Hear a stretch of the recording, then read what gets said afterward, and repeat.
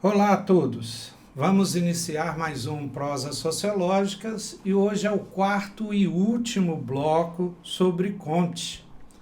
Eu, João Mário e o Zé Geraldo Pedrosa estamos já há 3 episódios debatendo esse pensador francês que é considerado um dos pais da sociologia. E nós terminamos o último bloco falando um pouco da importância e como é que foi a circulação das ideias do Comte aqui no Brasil. E o José Geraldo Pedrosa citou aí que, desde o primeiro episódio, ele já tinha falado que ordem e progresso foi retirado de um pensamento de Comte, e que eu estava pesquisando aqui a frase completa é o amor por base, o progresso por meio e o progresso como fim, né? A ordem por meio, o progresso como fim.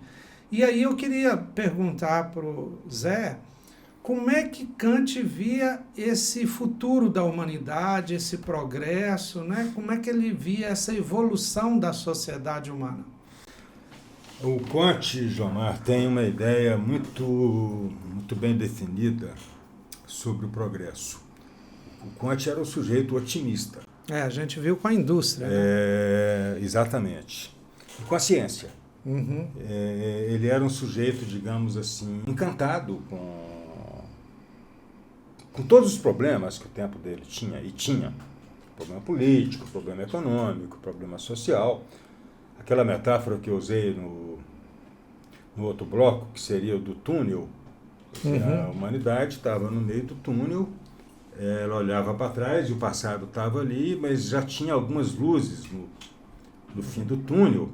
Só que para sair daquele túnel estava um pouco difícil. Mas o Comte, ele achava que as coisas iam se ajeitar. Podia demorar um pouco mais, podia demorar um pouco menos. Porque, segundo ele, isso ele vai pensar na maturidade dele. Lá no Comte, digamos, maduro já. Ele vai dizer o seguinte: existem leis para o progresso humano. Ou seja, a história humana, tem uma frase dele que eu não sei exatamente como é que é, mas ele diz assim: as leis estão definidas para a queda de uma pedra como para o progresso humano. Não sei se eu me fiz entender. Ou seja, se você joga uma pedra de uma certa altura... Tem previsibilidade, o tempo, né? A balística... Exatamente. Tudo previsto, ele acha que para a sociedade humana seria assim. Segundo ele, a história humana, ela obedece a mesmas leis. E o que é interessante, dentro do otimismo dele, no século que ele viveu, o 19, 1859, Darwin vai lançar A Origem das Espécies. 59, então ele não conheceu. Ele não leu. Ele não leu. O que significa? Morreu em 48, né? Morreu em 57. 57? Achei que era 48. Não, ele nasceu em 1798, morreu em 1857. Então faltava 2 anos para ele conhecer. 2 anos. Ele não leu a Origem das Espécies, e eu não sei o que ele acharia daquilo. Acho que ele ficaria satisfeito, no sentido assim, eu não falei que a ciência ia desvendar a evolução? Só que a palavra do Comte não era evolução. Era progresso. Era progresso.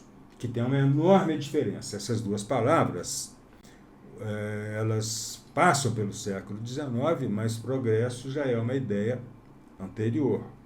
Por exemplo, em Hegel já havia, não só em Hegel, mas nos iluministas já havia a ideia de progresso. Quer dizer, qual a diferença de evolução para progresso?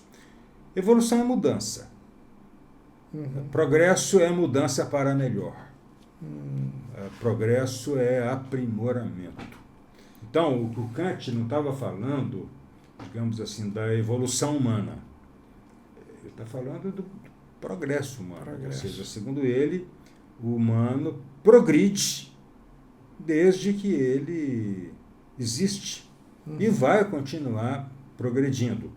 E, segundo ele, esse progresso, ele criou uma teoria que chama Lei dos Três Estados. Para não confundir com o Montesquieu, a gente podia dizer de a Lei dos Três Estágios, ou Lei das Três Etapas.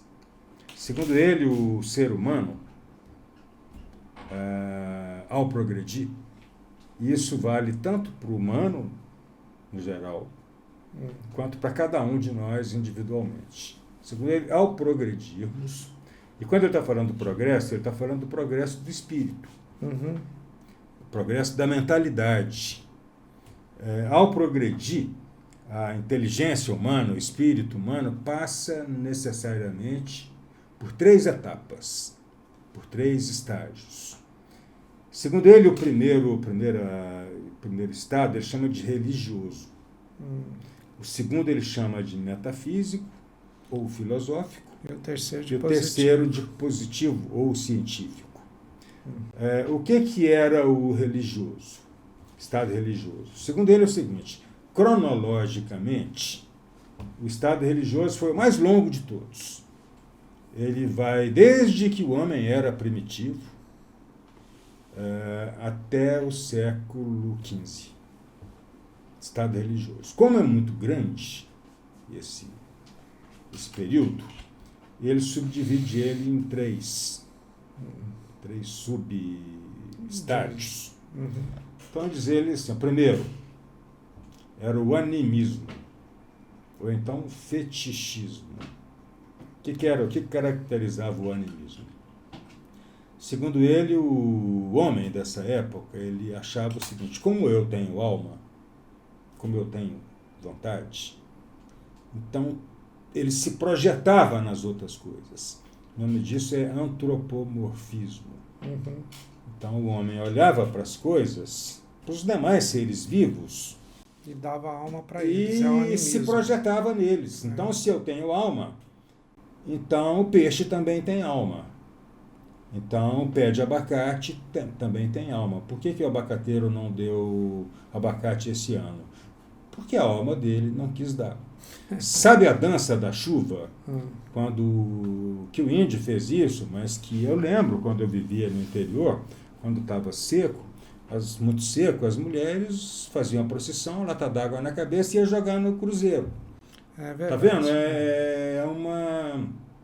É uma herança desse animismo, essa ideia de que tudo tem alma. E se tudo tem alma, é um caos. Só tem uma figura que consegue uma certa ordem das coisas, que seria o feiticeiro. O que o feiticeiro faz? Ele tem contato com a alma das coisas e, portanto, ele faz as coisas acontecerem. Isso é o animismo. Tudo tem alma. Todos os seres vivos têm alma. E não há uma alma superior controlando essas almas. O segundo momento ele vai chamar de politeísmo. Então é quando a alma se descola das coisas e surgem algumas divindades. Então, por exemplo, não é mais cada pé de vento que tem uma alma, mas você tem um deus dos ventos, Éolo, de onde vem a energia eólica. Antes, cada corrente marítima era uma alma, era um caos.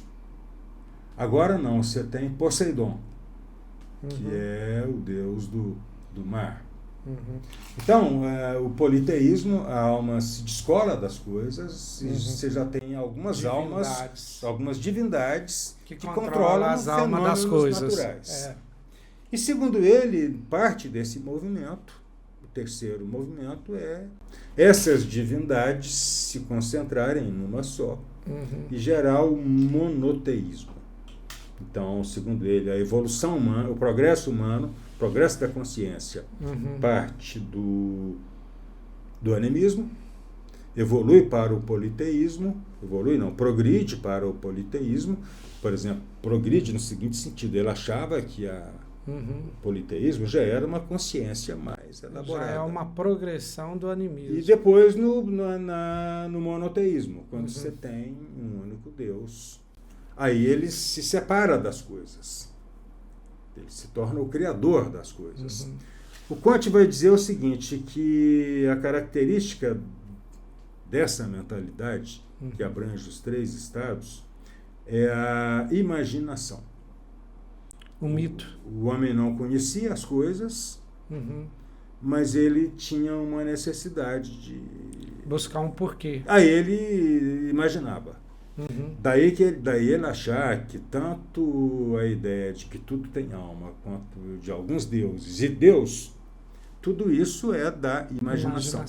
Então, se alguém perguntasse para ele, Comte, Deus existe? Existe na imaginação das pessoas. O segundo estado é o estado metafísico.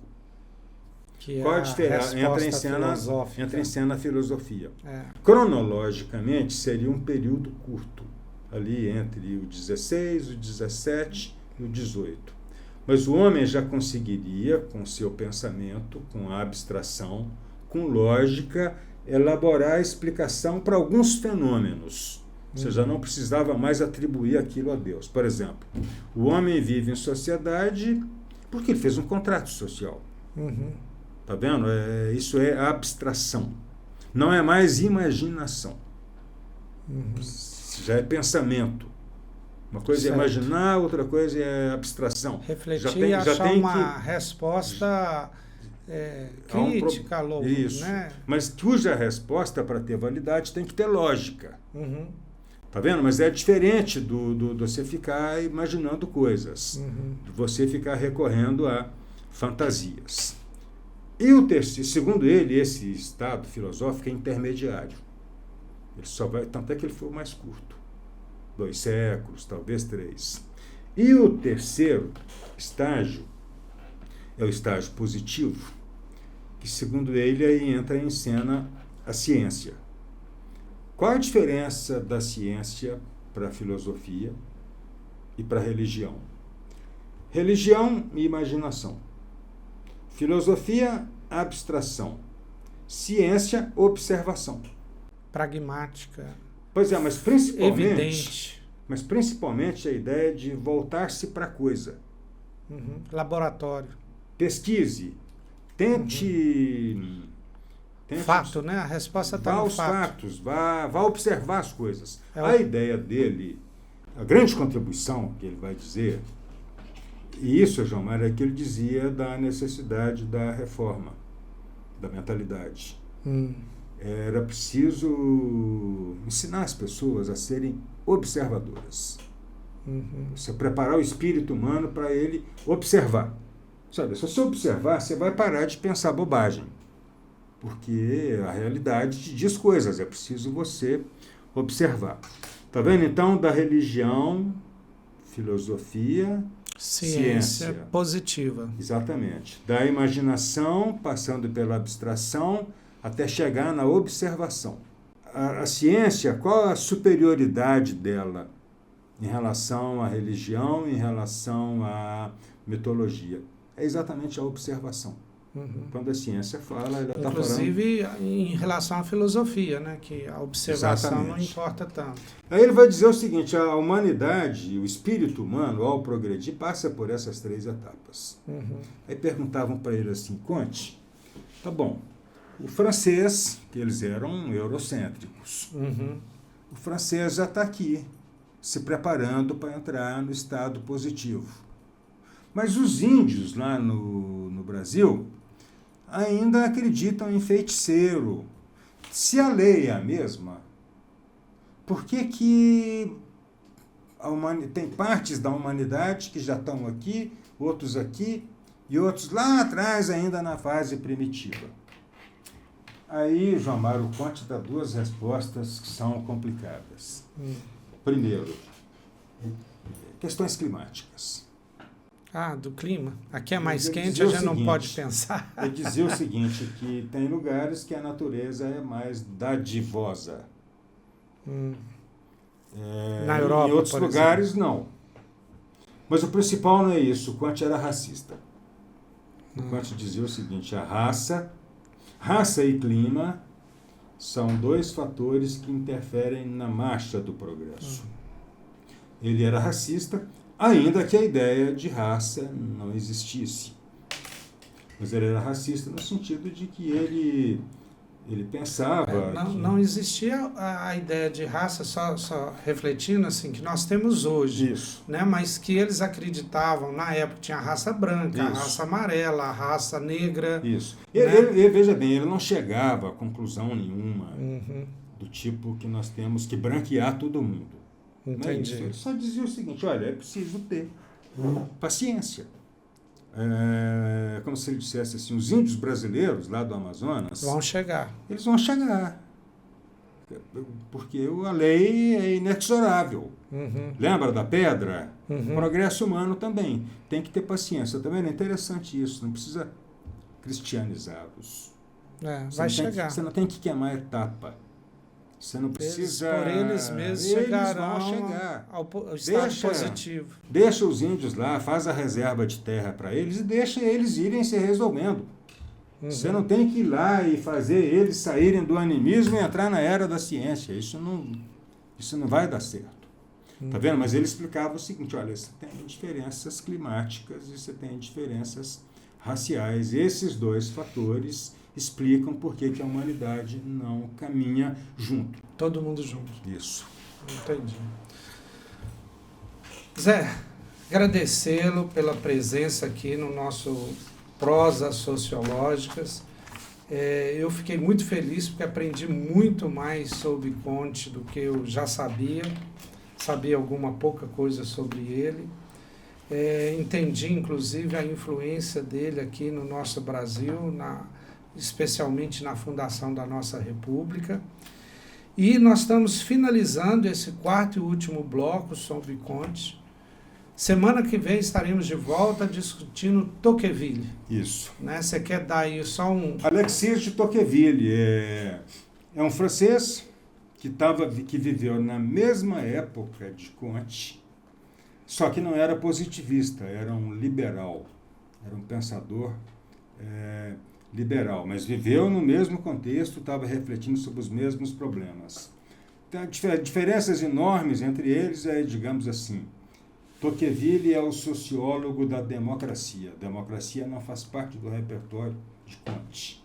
Entendi. Tocqueville que veio conhecer os Estados Unidos? Foi. Tocqueville, e isso é outra coisa interessante. Se Comte era eurocêntrico, Tocqueville, que estava lá na mesma França pós-revolucionária, convivendo com todos aqueles problemas, ele vai aos Estados Unidos, conhecer a democracia, para buscar uma solução para um problema europeu. Dá para entender o que isso significa? Ou seja, a Europa tinha um problema que não estava dando conta de lidar com esse problema, com as referências que ela tinha. Então, o Império vai à colônia para buscar na colônia a solução de um problema que ela tinha. Interessante. Tá vendo? Isso é um exercício de... Mas vamos deixar isso para o próximo programa. Isso aí. Relembrando então o nosso patrocinador, MOR, que é o Grupo de Educação, Ética e Cidadania, e pedindo novamente, se você gostou dessa série de 4 programas sobre o Comte, continue compartilhando, continue nos assistindo ou nos escutando, e até semana que vem com Tocqueville. Até lá.